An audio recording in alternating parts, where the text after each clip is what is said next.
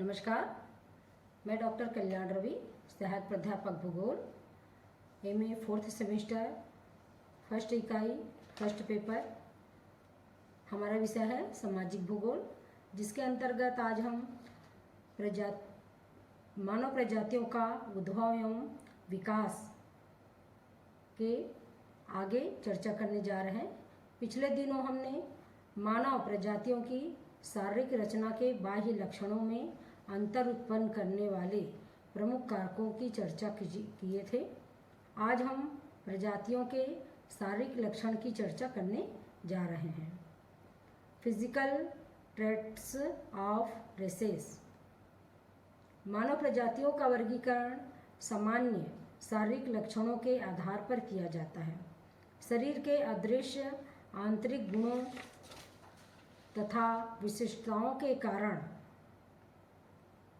शरीर के बाह्य लक्षणों के रूप प्रकट होते हैं। ग्रंथि रस के विकास में भिन्नता के कारण शरीर की लंबाई, कद जिसे कहते हैं, नासिका, केश की बनावट, मुखाकृति आदि में भी भिन्नता उत्पन्न हो जाती है। अलग अलग प्रजातियों के शारीरिक लक्षणों में भिन्नता पाई जाती है, किंतु यह सत्य नहीं है। कभी कभी एक ही विशिष्ट लक्षण एक से अधिक प्रजातियों में पाया जाता है। यह भी पाया गया है कि एक ही प्रजातियों के किसी एक विशिष्ट लक्षण में पर्याप्त भिन्नता मिलती है। इसलिए प्रजातियों के वर्गीकरण हेतु किसी प्रजाति की औसत या सामान्य लक्षण शारीरिक लक्षणों को ही आधार बनाया जाता है। मानव प्रजातियों के प्रमुख शारीरिक लक्षण 7 वर्गों में बांटा गया है। पहला है शरीर का कद, स्टेटर। मानव शरीर के बाह्य लक्षणों में सर्वाधिक स्पष्ट विशेषता शरीर की लंबाई है। शरीर की लंबाई पर पैतृक गुण, अवस्था, स्वास्थ्य तथा भोजन आदि के साथ ही जलवायु का भी प्रभाव पाया जाता है। शरीर का कद प्रजातियों के वर्गीकरण में अधिक महत्वपूर्ण नहीं माना जाता, क्योंकि भिन्न भिन्न प्रजातियों में भी समान कद के लोग पाए जाते हैं। यह आयु और लिंग के अनुसार ही परिवर्तनशील है। विभिन्न समूहों के पुरुषों के कद 142 से 181 सेंटीमीटर तक पाया जाता है, जबकि समस्त मानव जाति के लिए इसका औसत लगभग 165 सेंटीमीटर है। हेडन के अनुसार शरीर का कद 5 प्रकार का होता है। पहला है बहुत छोटा कद, 146 सेंटीमीटर से कम। दूसरा छोटा कद 146 सेंटीमीटर से 156 सेंटीमीटर। तीसरा मध्यम कद 156 सेंटीमीटर से 165 सेंटीमीटर। चौथा लंबा कद 165 सेंटीमीटर से 169 सेंटीमीटर। पांचवा है बहुत लंबा कद 169 सेंटीमीटर से भी अधिक। दूसरा हमारा है शरीर या कपाल का आकार, केपालिक साइज। मनुष्य के शारीरिक बनावट में सिर की बनावट आकृति अपेक्षाकृत अधिक स्थायी लक्षण है, जिसमें बहुत कम परिवर्तन होता है। अतः मानव शास्त्रियों द्वारा प्रजातियों के वर्गीकरण में इसे अधिक महत्वपूर्ण माना जाता है। कपालिक सूचकांक या शिरस्त्र सूचकांक के द्वारा सिर की आकृति का निर्धारण किया जाता है, जिसके परिकलन हेतु सिर की चौड़ाई में लंबाई से भाग देकर उसमें 100 से गुणा किया जाता है। इस प्रकार कपालिक सूचकांक प्रतिशत के रूप में प्राप्त होता है। सूत्र हमारा है कपालिक सूचकांक बराबर सिर की चौड़ाई बटे सिर की लंबाई गुणित 100। क्रोबर ने कपाल सूचकांक के आधार पर मानव सिर को 3 वर्गों में के अंतर्गत रखा है। पहला है लंबा सिर, कपाल सूचकांक 77 से कम। मध्यम सिर, कपाल सूचकांक 77 से 81। और तीसरा है चौड़ा सिर, कपाल सूचकांक 81 से अधिक। आदि मानव की खोपड़ियाँ लंबी पाई जाती हैं और बाद में विकसित होने वाली प्रजातियों की खोपड़ियाँ चौड़ी होती हैं। अतः पहले उत्पन्न प्रजातियाँ लंबे सिर वाले और बाद में विकसित प्रजातियाँ अपेक्षाकृत चौड़े सिर वाले होते हैं। अतः प्रजातियों के वर्गीकरण में कपाल सूचकांक का प्रयोग अधिक होने का एक महत्वपूर्ण कारण यह भी है कि जीवित तथा मृत शरीर के लगभग समान कपाल समान होते हैं और विभिन्न आयु के स्त्री पुरुष के कपाल सूचकांक में अंतर नगण्य होता है। निग्रो, अमेरिकन इंडियन, द्रविड़ आदि प्रजातियों के सिर लंबे पाए जाते हैं, जबकि मंगोल चौड़े सिर वाली प्रजाति है। मध्यम सिर वाली प्रजातियों में नार्डिक, बुशमैन, रोटेंडा आदि प्रमुख हैं। हमारा तीसरा है बालों की बनावट, टेक्सचर ऑफ हेयर। हैडन सहित कतिपय मानव शास्त्रियों ने मानव प्रजातियों के वर्गीकरण में बालों की बनावट को अत्यंत महत्वपूर्ण कारक माना है। इस पर जलवायु, लिंग, अवस्था, भोजन आदि का प्रभाव नगण्य होता है। बालों की बनावट सामान्यतः पैतृक होती है, जो वंशानुक्रम में क्रमशः आगे आने वाली संतानों में भी परिलक्षित होती है। बालों की आकृति के सूचकांक के द्वारा निर्धारित की जाती है। बाल के ऊर्ध्वकाट में उसमें व्यास का सूचक होता है।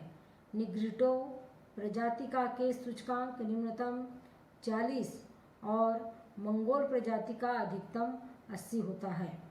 बालों की बनावट मुख्य रूप से 3 प्रकार की होती है। पहला है छल्लेदार बाल, जो उलझे हुए, घने और भेड़ के बाल के समान छल्लेदार होते हैं।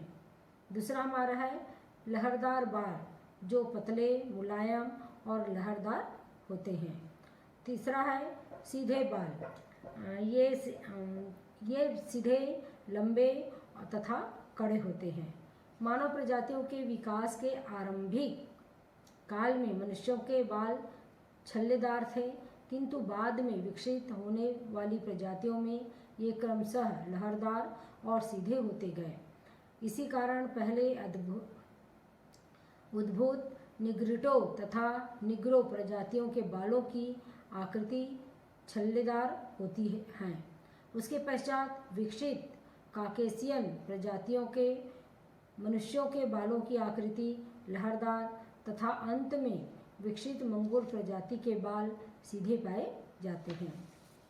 चौथा हमारा है नासिका की आकृति,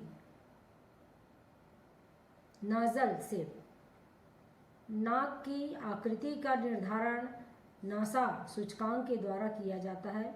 नासा सूचकांक नाक की चौड़ाई और लंबाई के अनुपात को व्यक्त करता है।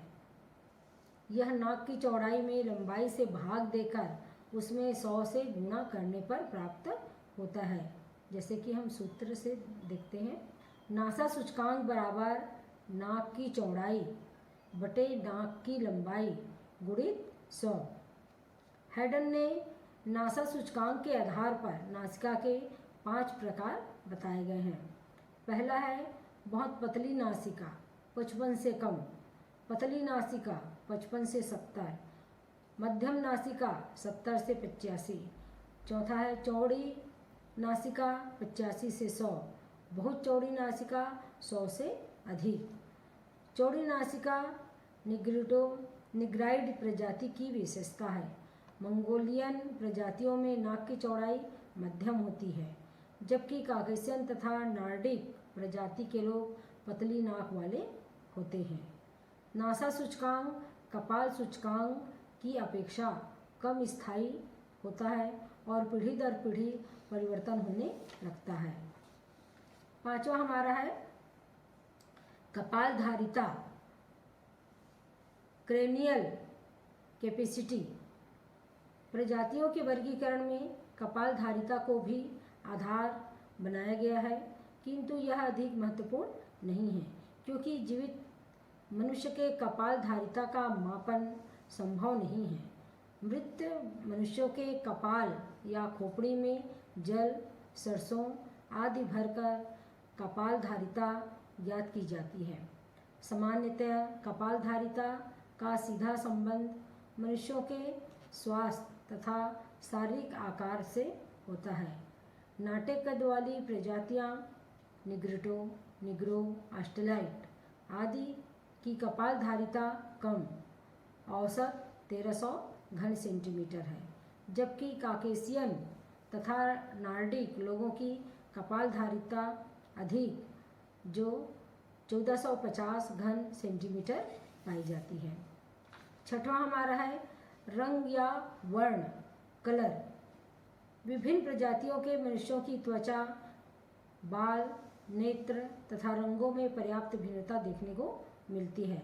त्वचा के रंग पर जलवायु का सर्वाधिक प्रभाव देखने को मिलता है। उष्णकटिबंधीय क्षेत्रों में तेज धूप के कारण त्वचा का रंग श्याम या काला हो जाता है। भूमध्य रेखा से ध्रुवों की ओर बढ़ने पर त्वचा का रंग सामान्यतः काले से श्वेत होता चला जाता है। प्रजातियों के विकास अवस्था के अनुसार भी त्वचा के रंग में अंतर देखने को मिलता है। आरंभ में विकसित होने वाली निग्रिटो तथा निग्रो प्रजातियों के लोगों का रंग काला था।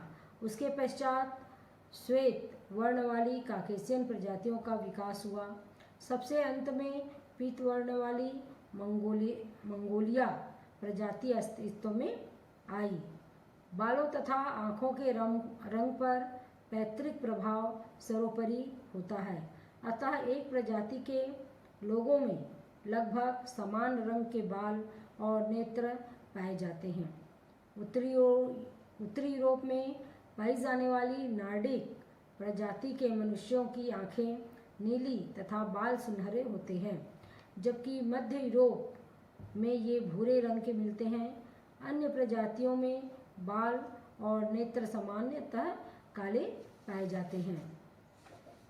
मुखाकृति, शेप ऑफ द फेस।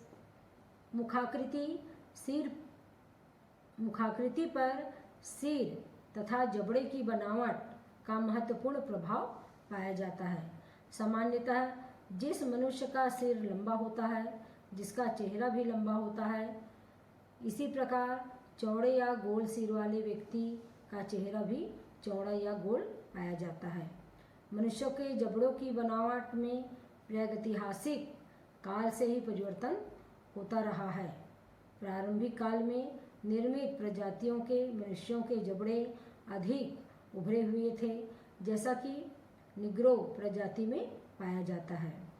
बाद में उत्पन्न होने वाली प्रजातियों में जबड़े का उभार क्रमशः कम होता गया। अंत में विकसित मंगोलिया प्रजातियों के लोगों के जबड़े आगे की ओर बहुत कम उभरे हुए होते हैं। काकेशियन मनुष्य के जबड़े दबे हुए पाए जाते हैं। हमारा ये प्रमुख 7 देखने को मिला। अब हमारा 8वां है अन्य लक्षण, अदर ट्रेट्स। जैसे विभिन्न प्रजातियों के अनुसार मनुष्यों के ओंठ तथा नेत्र की बनावट में भी अंतर देखने को मिलता है। निग्रिटो, निग्रो आदि प्रारंभिक प्रजातियों में मनुष्यों के ओंठ मोटे और उभरे हुए होते हैं और बाद में विकसित काकेशियन तथा मंगोलिया प्रजाति में पतले ओंठ पाए जाते हैं। इसी प्रकार विभिन्न प्रजातियों की आँखों की बनावट में उल्लेखनीय अंतर मिलता है। आँखों की आकृति मुख्यतया ऊपरी पलक की भौं या वलि के आकृति एवं आकार, निचली पलक की स्थिति तथा नेत्र खुलने की सीमा आदि पर निर्भर करती है। आँख के गोलक छिद्र की चौड़ाई और लंबाई का प्रतिशत अनुपात नेत्र सूचकांक कहलाता है, जो निग्रिटो में 80 काकेशियन में 88 और मंगोलाइड प्रजाति में 90 से 100 के मध्य पाया जाता है। तो यहीं हम आज इस चैप्टर को समाप्त करते हैं। नमस्कार, धन्यवाद।